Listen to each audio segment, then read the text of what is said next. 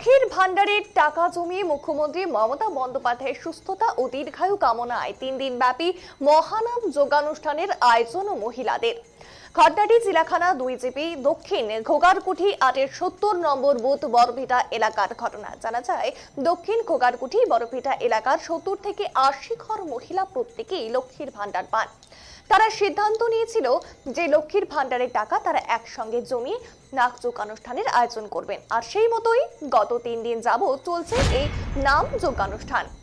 রবিবার তার শেষ দিন। মহিলারা জানান, মমতা বন্দ্যোপাধ্যায় তাদের জন্য লক্ষ্মীর ভান্ডারের আয়োজন করেছেন। এতে বহু মানুষের উপকার হয়েছে। গরিব দুঃখী সাধারণ মানুষ 2-4 টাকা হাতে দেখতে পান। এতে তারা সংসারে কিছুটা সহায়তাও করতে পারেন। তাই মুখ্যমন্ত্রীর সুস্থতা এবং দীর্ঘায়ু কামনায় তারা তাদের তরফে এই মহানাম যোগানুষ্ঠানের আয়োজন। ওই এলাকার তৃণমূলের বুথ সভাপতি সচল দেববর্মা জানিয়েছেন, বিরোধীরা যারা লক্ষ্মীর ভান্ডারকে ভিক্ষে বলে কটাক্ষ করেন তাদের চোখে আঙুল দিয়ে এই মহিলারা দেখিয়ে দিল লক্ষ্মীর ভান্ডার আসলে কি।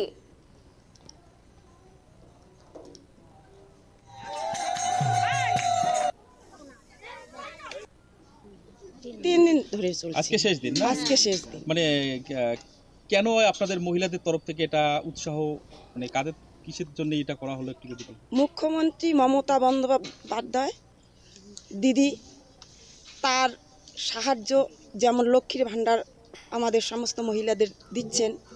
এই লক্ষ্মীর ভান্ডার থেকে আমরা সব মহিলা, আমাদের দক্ষিণ ঘোগারকুটি বড়ভিটার যত মহিলা সবাই মিলে একত্রিত হয়ে আমরা এই নামযজ্ঞ অনুষ্ঠান শুরু করেছি। আমরা চাই যে দিদি যেমন আমাদের সমস্ত মায়েদের লক্ষ্মীর ভান্ডার দিয়ে সহযোগিতার হাত বাড়িয়ে দিয়েছে, আমরা গোবিন্দের কাছে প্রার্থনা করি দিদিরও যাতে মঙ্গল হয় এবং দিদি যাতে সুস্থ থাকে, ভালো থাকে, এই কামনা করি। আর আমরা দিদির কাছে এই প্রার্থনা রাখি যে আগামী দিনে আমরা যে নামযজ্ঞ অনুষ্ঠান শুরু করেছি, দিদি যেন আমাদের সহযোগিতার হাত আরেকটু বাড়িয়ে দেয়। আর এই নামযজ্ঞ অনুষ্ঠানকে মানে আগামী দিনে যাতে এই জায়গায় একটি মন্দির আমরা স্থাপন করতে পারি, এই আশার জন্য আমরা এই অনুষ্ঠান শুরু করেছি। কি নাম আপনার? কৃষ্ণা বর্মন। এখানে কতগুলো এরকম আছে মহিলা, আপনারা সবাই লক্ষ্মীর ভান্ডার পান?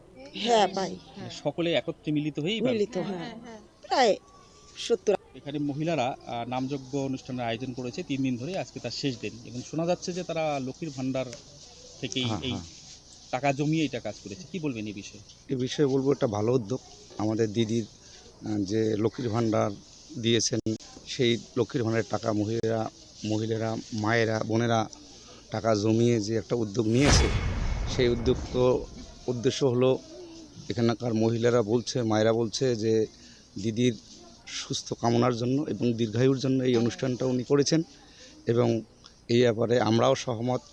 খুব ভালো উদ্যোগ। তো অনেকেই বলে যে লক্ষ্মীর ভান্ডার মানে ভিক্ষা দিচ্ছে অন্যান্য রাজনৈতিক দল, কিন্তু এখানকার মহিলারা বুঝিয়ে দিলেন যে লক্ষ্মীর ভান্ডারটা আসলে কী জিনিস এবং এইটা করাতে সবাই উপকৃত এবং ভালো উদ্যোগ নিয়েছেন। এবং এই উদ্দেশ্যে আমি একটা দিদির কাছে প্রার্থনা করব যে এখানে মহিলারা যেটা আবেদন করেছেন যে ওনাদের একটা আশ্রমের দরকার, জায়গার দরকার, এটা যদি একটু দিদি একটু হাত বাড়িয়ে দেয় তাতে এখানকার মায়েরা একটু উপকৃত হবেন।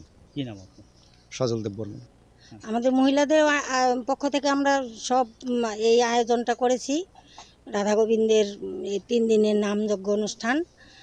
আর এইটা আমরা সর্বতোভাবেই লক্ষ্মীর ভাণ্ডারের উপরেই মানে নির্ভরশীল।